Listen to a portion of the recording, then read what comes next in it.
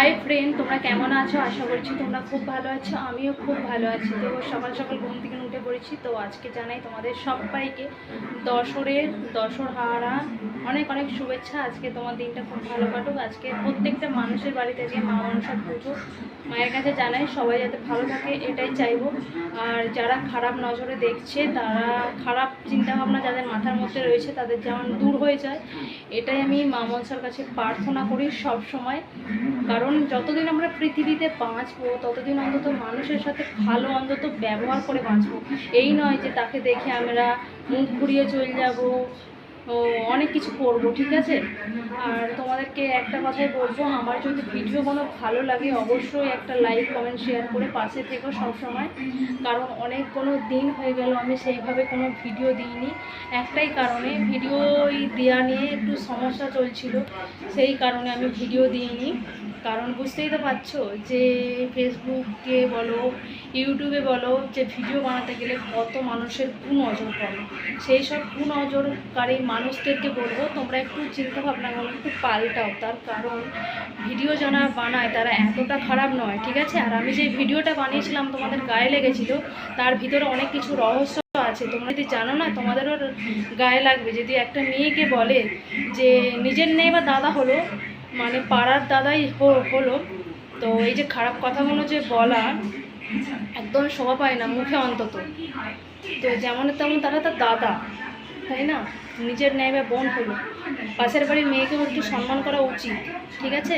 আর তোমাদের হয়তো এই ভিডিওটা দেখে খুবই খারাপ লেগেছে, আমারও কিন্তু খারাপ লেগেছে যখন কি আমাকে এই কথাগুলো বলেছিল, ঠিক আছে? কারণ আমি একটাই কারণ, বিয়ে করছি না, আমি বাড়িতে বসে আছি, আমার বাবা মার খাচ্ছি, করছি, আমার বাবা মারই টাকা খরচা করছি, ঠিক আছে? তোমাদের কোনো টাকা খরচা আমি করছি না। তোমাদেরকে কোনোদিন আমি গিয়ে বলেছি যে আমাকে 2 টাকা দাও?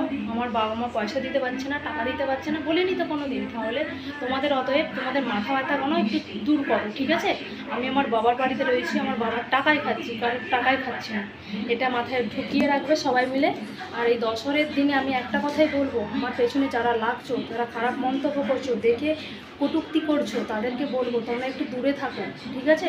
হয়তো আমি এখনও সফলতা, ফেসবুক বলো, ইউটিউব বলো, সফলতা হয়তো আস্তে আস্তে সফলতার দিকে আগাচ্ছি, তো হয়তো আমার সাথে এখন খারাপ ব্যবহার করছো। আমি হয়তো একদিন এমন জায়গায় পৌঁছে যাব, তখনকে তোমরা আমার পায়ে এসে তেল মাখাবে, ঠিক আছে? আর আমি একটা কথাই বলবো, যে আমি কারো খারাপ চাইনি আর খারাপ করতেও চাইনি, ঠিক আছে? এই আর কি, আমি সোশ্যাল মিডিয়ার ভিডিও বানাই, এটা তোমাদের মনে হয় খারাপ, ঠিক আছে? তাহলে আমি তোমাদের কাছে খারাপ হয়ে থাকতে চাই, ভালো হতে আমি চাই না কোনো দিন, ঠিক আছে?